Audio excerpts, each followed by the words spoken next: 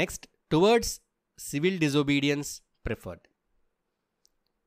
So non cooperation moment తర్వాత civil disobedience moment launch చేశారు. So ఎందుకు దాన్ని చూస్ చేసుకున్నారో చూద్దాం. 1922 ఫిబ్రవరి గాంధీజీ నాన్ కోఆపరేషన్ మూమెంట్ని ఆపేశారు, కాల్ ఆఫ్ చేశారు. ఎందుకు చేశారు? ఎందుకంటే మెల్లిమెల్లిగా ఈ ఉద్యమం అనేది వైలెంట్గా మారిపోవడం అనేది స్టార్ట్ అయింది. సో ఈ ఉద్యమం అనే దాంట్లో ఈ నాన్ కోఆపరేషన్ మూమెంట్ని వైలెన్స్ లేకుండా ఎలా చేయాలనేది ఆ విధానాన్ని పూర్తిగా అందరికీ చెప్పలేకపోయారు. మూమెంట్ అయితే జరుగుతుంది. సో కొంతమంది ప్రజలు వాళ్ళ సొంత నిర్ణయాలతో వైలెంట్ యాక్షన్స్కి దిగడం వల్ల ఇది వైలెంట్గా మారుతుందని చెప్పి గాంధీజీ దీన్ని ఎండ్ చేశారు. కాంగ్రెస్ లీడర్స్ ఈ డిఫరెన్సెస్ వల్ల, ఐడియాస్లో ఉన్న డిఫరెన్సెస్ వల్ల విడిపోయారు. సిఆర్ దాస్, మోతీలాల్ నెహ్రూ వీళ్ళు బ్రిటిష్ కౌన్సిల్స్తో పాటు కలిసి వర్క్ చేయాలనుకున్నారు. అంటే ఎలక్షన్స్లో పాల్గొని బ్రిటిష్ కౌన్సిల్లోకి వెళ్ళి అక్కడ హక్కుల కోసం పోరాటం చేయాలనుకున్నారు. నెహ్రూ ఇంకా బోస్, జవహర్లాల్ నెహ్రూ ఇంకా బోస్ వీళ్ళు వేరే గ్రూప్గా వీళ్ళు ఏమనుకున్నారంటే డైరెక్ట్గానే పోరాటం చేయాలి, ఎన్నికల్లో పాల్గొని బ్రిటిష్ వాళ్ళ పార్లమెంట్లోకి మనం వెళ్ళటం కాదు, మనం నేరుగా స్వాతంత్రాన్ని సాధించుకోవాలనే ఉద్దేశంతో వీళ్ళు డైరెక్ట్ యాక్షన్ అనేది మంచిదని అనుకున్నారు. ఇదే టైంలో ప్రపంచవ్యాప్తంగా వచ్చినటువంటి గ్లోబల్ ఎకనామిక్ డిప్రెషన్, ఒక ఆర్థిక సంక్షోభం ఏదైతే వచ్చిందో, ఫైనాన్షియల్ క్రైసిస్ ఏదైతే వచ్చిందో, దానివల్ల ఇండియాలో పరిస్థితులు కూడా చాలా దెబ్బతిన్నాయి. ఆ తర్వాత సైమన్ కమిషన్ వచ్చింది. ఈ సైమన్ కమిషన్లో ఇండియన్ మెంబర్స్ ఎవరు లేకపోవడంతో దీన్ని అందరూ కూడా ప్రతిఘటించారు. అంటే they fat against this Simon commission. So ఈ టైంలో Congress in the leading of Nehru గారి నాయకత్వంలో కాంగ్రెస్ ఏం చేశారంటే ఫుల్ ఇండిపెండెన్స్ కావాలి, బ్రిటిష్ గవర్నమెంట్లో పార్ట్ కాదు, రోల్ కాదు, కంప్లీట్గా మాకు ఇండిపెండెన్స్ కావాలి, పూర్ణ స్వరాజ్ కావాలి అని డిమాండ్ చేశారు. ఇలా డిమాండ్ చేసిన తర్వాత January 26, 1930ని ఇండిపెండెన్స్ డేగా అనౌన్స్ చేశారు.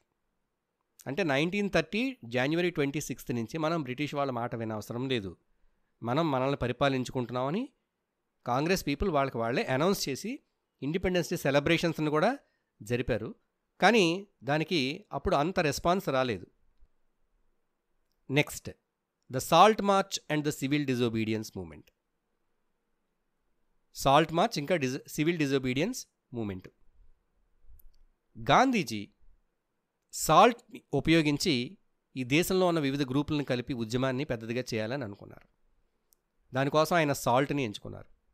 సో గాంధీజీ వైస్రాయ్ ఐర్విన్కి ఒక లెటర్ రాశారు. ఇప్పుడు January 31, 1930. సో ఏం రాశారు? He demanded the end of salt tax. So ఇంకా కొన్ని విషయాలు రాసి వాటితో పాటు సాల్ట్ మీద ఉన్న ట్యాక్స్ని కంప్లీట్గా మీరు వేవ్ ఆఫ్ చేయాలి, సాల్ట్ పైన ట్యాక్స్ కట్టమని గాంధీజీ ఎవరికి రాశారు? British officer viceroy Irwin. So ఈ సాల్ట్ ట్యాక్స్ అనేది చాలా ఇంపార్టెంట్గా గాంధీజీకి అనిపించింది. ఎందుకంటే ప్రతి ఒక్కరూ కూడా సాల్ట్ని ఉపయోగిస్తారు. సో బ్రిటిష్ వాళ్ళు సాల్ట్ మీద ట్యాక్స్ వేయడం వల్ల ప్రతి ఒక్కరూ కూడా ట్యాక్స్ కట్టాల్సి వస్తుంది. ఇది అందరి మీద భారం పడుతుంది కాబట్టి, ఈ పెయిన్ అనేది అందరికీ వెళ్తుంది కాబట్టి గాంధీజీ ఈ సాల్ట్ని సెలెక్ట్ చేసుకున్నారు. సో దీని ద్వారా బ్రిటిష్ వాళ్ళ యొక్క ఆ రూల్ని మనం ఫైట్ చేయొచ్చని. Gandhiji letter was a warning. ఆయన ఎలా వార్న్ చేశారంటే March 11 లోపు గనక డిమాండ్స్ మీట్ చేయకపోతే, అంటే సాల్ట్ ట్యాక్స్ని వేవ్ ఆఫ్ చేయకపోతే కాంగ్రెస్ ఒక సివిల్ డిజోబీడియన్స్ క్యాంపెయిన్ని స్టార్ట్ చేస్తుంది అని అందులో వార్నింగ్ ఇచ్చారు. అయితే బ్రిటిష్ ఆఫీసర్ ఇర్విన్ ఆయన రిఫ్యూజ్ చేశాడు నెగోషియేట్ చేయడానికి, అంటే మాటలు జరపడానికి ఆయనకి ఇష్టం లేదు. సో ఇందులో ఇంకా వేరేగా మాట్లాడేది కూడా ఏమీ లేదని కంప్లీట్గా రిఫ్యూజ్ చేశాడు. దాంతో గాంధీజీ ఏం చేశారు? సాల్ట్ మార్చ్ని స్టార్ట్ చేశారు. ఇప్పుడు March 12, 1930. March 12, 1930లో సాల్ట్ మార్చ్ అనేది స్టార్ట్ చేశారు. ఎక్కడ స్టార్ట్ చేశారు? సబర్మతిలో స్టార్ట్ చేసి దాండీలో ఎండ్ చేశారు. సబర్మతి నుంచి దాండీకి 240 మైల్స్. సో ఈ 240 మైల్స్ డిస్టెన్స్ని 78 వాలంటీర్స్తో కలిసి 24 డేస్లో కంప్లీట్ చేశారు ఈ మార్చ్ని. So this march lasted for 24 days. ఈ మార్గంలో, ఈ దారిలో గాంధీజీ చాలామంది ప్రజల్ని కలిసి వాళ్ళందరినీ కూడా మోటివేట్ చేశారు. ఫైనల్గా ఏప్రిల్ 6న దాండి ఆయన రీచ్ అయ్యారు. రీచ్ అయ్యి అక్కడ సాల్ట్ లాని బ్రేక్ చేశారు. అంటే సాల్ట్ని కుక్ చేసి సముద్రపు నీటితో సాల్ట్ని సొంతంగా తయారు చేసి సాల్ట్ ట్యాక్స్ కట్టము అని ఆ చట్టాన్ని బ్రేక్ చేశారు. సో దీంతో సివిల్ డిజోబీడియన్స్ మూమెంట్ అనేది స్టార్ట్ అయింది. సివిల్ డిజోబీడియన్స్ అంటే ఏంటి? సివిలియన్స్ అందరూ కూడా ఆ గవర్నమెంట్ యొక్క రూల్ని పట్టించుకోకుండా, ఆ లాని పట్టించుకోకుండా బ్రేక్ చేయడమే civil disobedience movement. So it encouraged the people to break British laws. British వాళ్ళు పెట్టేటటువంటి లాస్ని పాటించవలసిన అవసరం లేదు అనే దాన్ని ఎంకరేజ్ చేస్తూ ఈ మూమెంట్ని లాంచ్ చేశారు. దీంట్లో భాగంగా ఫారిన్ గూడ్స్ని బాయ్కట్ చేయడం, లిక్వర్ షాప్స్ని పికెట్ చేయడం, అలాగే ఫారెస్ట్ లాస్ని ఇగ్నోర్ చేసి ఫారెస్ట్లో మనకున్నటువంటి అంతకుముందు ఉండేటటువంటి రైట్స్ ప్రకారం ఫారెస్ట్ ప్రోడక్ట్ని, ప్రొడ్యూస్ని మనం తీసుకోవడం. సో ఇవి అన్నిట్లోనూ కూడా బ్రిటిష్ వాళ్ళ లాస్కి అగైనెస్ట్గా మనం వెళ్ళడాన్నే సివిల్ డిజోబీడియన్స్ అంటారు. సో ఈ మూమెంట్ మెల్లిమెల్లిగా పెరిగి పెద్దదైపోవడంతో బ్రిటిష్ గవర్నమెంట్ ఏం చేసింది? కాంగ్రెస్ లీడర్స్ని అరెస్ట్ చేసింది. ఇలా అరెస్ట్ చేయగానే ఏం జరిగినాయి? గొడవలు జరిగినాయి. ప్రజలకి బ్రిటిష్ పోలీస్కి మధ్యలో క్లాషెస్ జరిగి వైలెన్స్ అనేది ఏర్పడింది. ఏప్రిల్ 1930 అబ్దుల్ గఫర్ ఖాన్ అనే లీడర్ని అరెస్ట్ చేస్తే పెషావర్లో ప్రొటెస్ట్ జరిగినాయి ఆయన అరెస్ట్కి వ్యతిరేకంగా. అలాగే గాంధీజీని కూడా అరెస్ట్ చేశారు. ఆయన అరెస్ట్కి వ్యతిరేకంగా షోలాపూర్లో కొంత వైలెన్స్ అనేది జరిగింది. సో ఈ వైలెన్స్ జరగడం వలన గాంధీజీ ఈ మూమెంట్ని మార్చ్ 1931లో ఎండ్ చేస్తారు. ఎండ్ చేసిన తర్వాత గాంధీజీ గాంధీ ఇర్విన్ ప్యాక్ట్ మీద సంతకం పెట్టారు.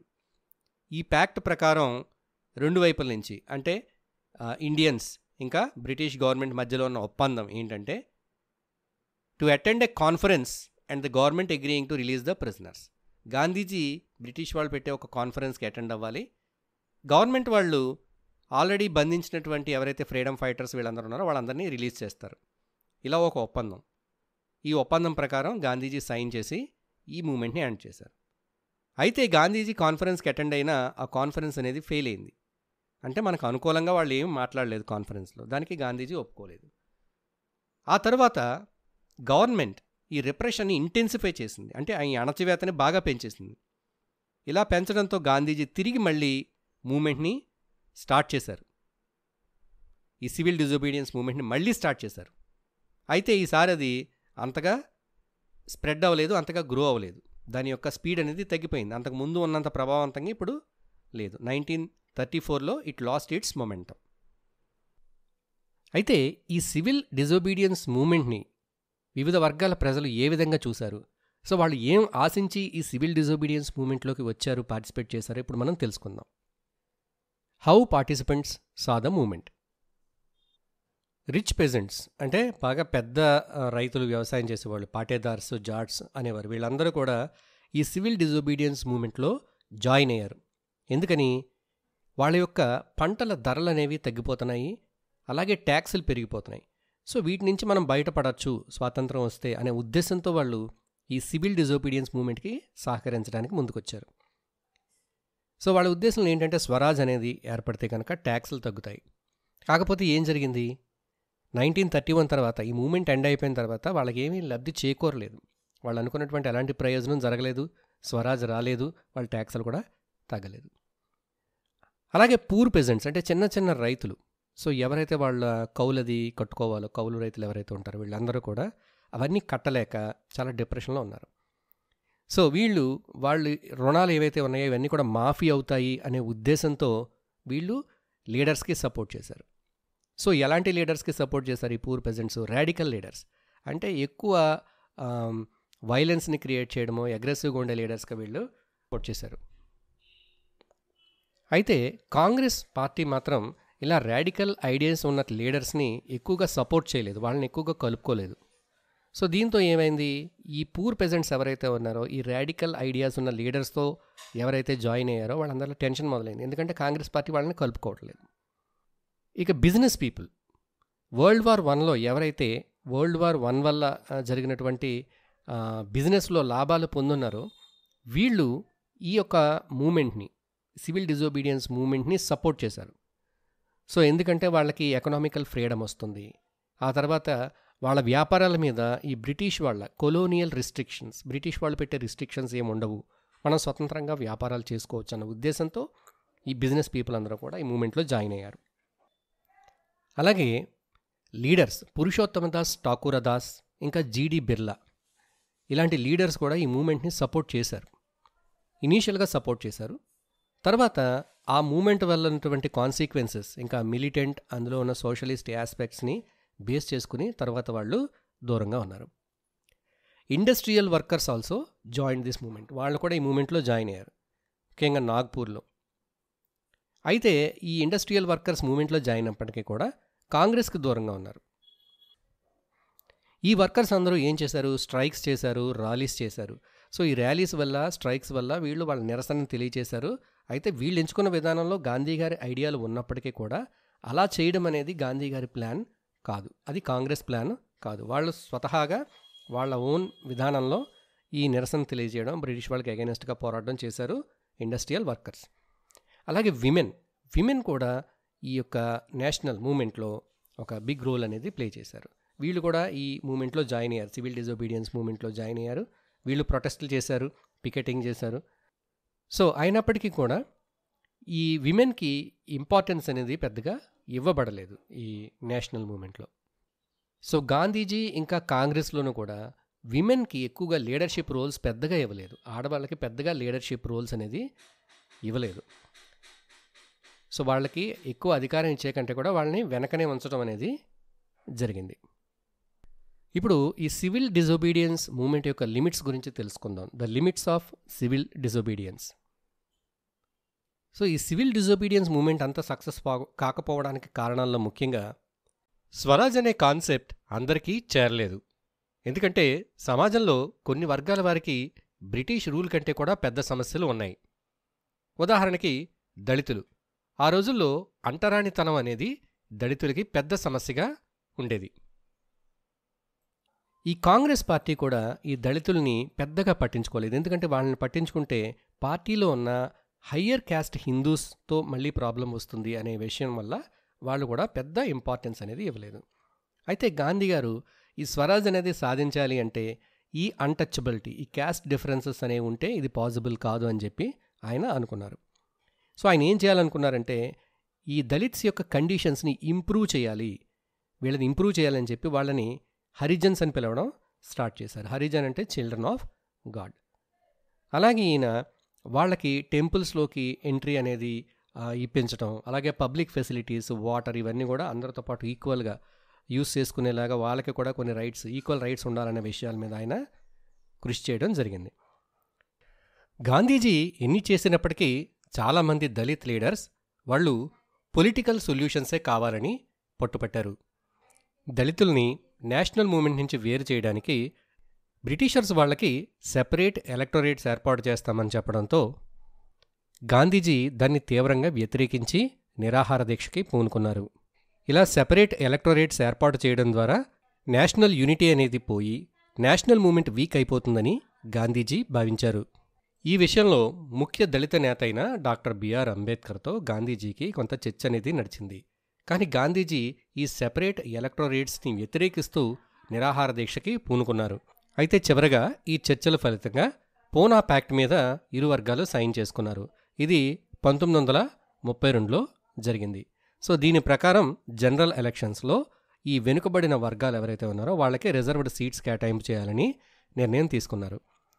ఇలా చేసినప్పటికీ కూడా ఈ దళిత్ మూవ్మెంట్ ఏదైతే ఉందో ఇది కాంగ్రెస్ పార్టీ నడిపించే నేషనల్ మూవ్మెంట్తో పూర్తిగా కలిసిపోకుండా కొంతవరకు వాళ్ళు విడిగా ఉండి విడిగా పోరాటం చేయడమే జరిగింది.